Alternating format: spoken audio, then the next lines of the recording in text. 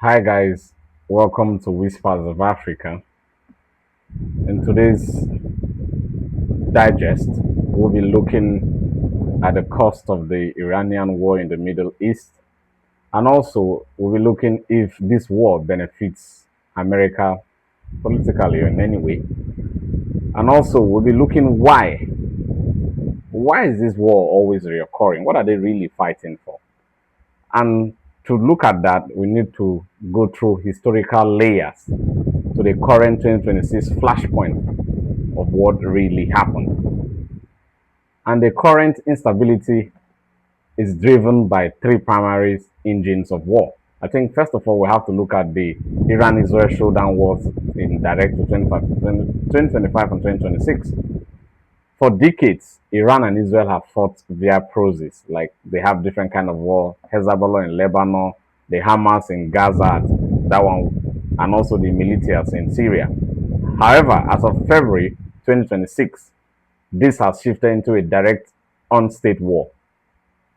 In early 2026, the US and Israeli forces launched large-scale strikes against Iranian leadership and nuclear facilities. This followed a period of intense low-level conflict in 2025, where Iran's regional influence began to fracture. So we have to also look at the ideology behind that. Iran viewed itself as a leader of this axis of resistance against Western Zionists and imperialism. Israel's view Iran's nuclear program at its ring of fire, armed groups, and Israel borders as an essential threat. I think that threat has always been there. And I think deeply, if you look at this context, you will know that the Israel, with its ally in America, which is the Americans, are scared of the Iran holding a nuclear weapon because of what they could do with it. And this also, you can actually trace it back to the Israel and Palestine conflict too. We have to look at that sector too.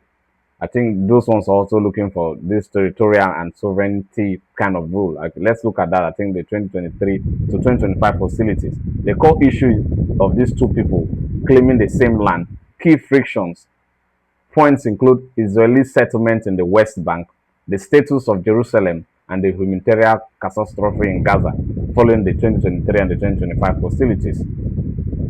While in the 2026 context, while a fragile ceasefire was attempted in late 2025, the online issues occupation and Palestinian statehood and security remain unresolved, providing constant fuel for regional radicalization, meaning that they are still unresolved. They have not reached a point in where the settlement, even with the Palestinians, they have not reached that point. There is also a sector of those war coming in. That's why you also see the current war going on between the Iran and Israel. There is that finding that settlement is difficulty for them, and Iran has seen themselves as people who they are resistant. They don't want the Western rule of law. Who are the Westerners to tell them of what to do in their own country? So they are fighting. That's why you see the escalation that keeps going on and on and on. Even if sometimes they say there's a ceasefire. Let us look at the sectarian and geopolitical rivalry between the Saudi Arabia versus Iran. This is often described as a Middle East Cold War. Religion and power. It is a struggle for Islamic leadership between the Sunni Saudi Arabia and the Shia in Iran. The 2026 dynamic Saudi Arabia is currently walking a tightrope. They want to see Iran's military power weaken, but fear that a full-scale war will destroy their own economic vision 2020 project and invite retaliatory strikes on their own oil fields. You see that it also shows that the Saudi Arabians are actually supporting the USA in this war because the fear of Iran having a nuclear weapon will really, really affect. It's getting them scared because one day Iran can wake up and begin to make outrageous demands, and that's why they support the USA to do what they are doing. So let's look. Does the USA benefit from this war? The US involvement is highly controversial and carries a mixed strategic benefit and massive risks. The potential political and strategic benefits are regional hegemony. By degrading Iran's military, the US aimed to ensure that no single hostile power can dominate the Persian Gulf or threaten the global oil supply, meaning that the US are fighting and making sure that no one threatens the global oil supply, in which Iran hold like 25% of that distribution level in the world. I think that's why we have the high increase, the high tariffs on oil at the moment. Also, the alliance consolidation. This high intensity conflict often forces regional partners like the UAE, the Bahrain, and Jordan lean more heavily on the US security guarantees, as China and Russia have proven unable to provide a similar umbrella, meaning that some countries in the Middle East tend to give their alliance to the US because of safety guarantees, that military guarantee that, okay, you'll be safe from all these wars that is happening. And domestic politics. For the current US administration, often referred to it as 2026 Trump 2.0, taking a hard line against Iran is a way to project strength and fulfill campaign promises. Peace through strength. I think that's what Trump was campaigning before he came into power. Remember, if you're new to this platform, endeavor to share, subscribe, and follow so that these videos could be recommended to others. Let's look at the massive risks, which are the non-benefit, the economic blowback.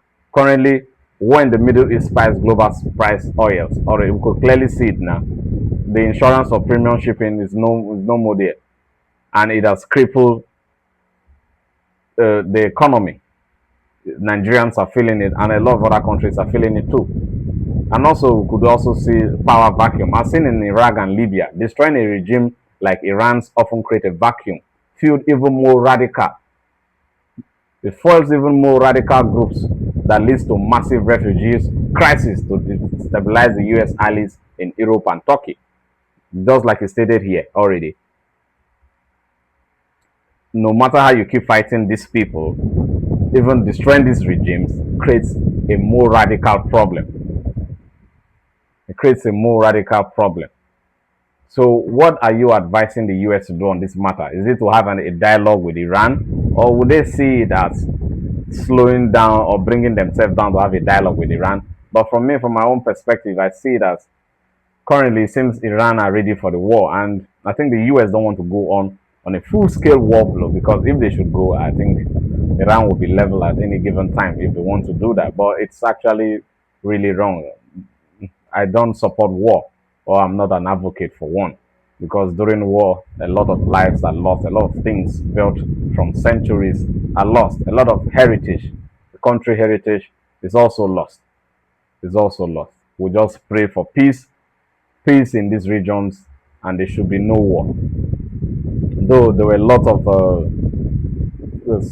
lot of things in circulation that most women in Iran are even in support of the war. People who come from that region say they don't really like the kind of military rule or whatever it's happening, whatever political ruling in Iran is not what they love, because there are some rules there that make women not to be even beheaded. And it's something to look at in a different context that has to do with human rights, especially the women who are feminists in that action. I think they don't even speak in that regard. So it's something that has to be looked on to protect women in that region. We pray the war stops so that there will be peace in the Middle East. Thank you.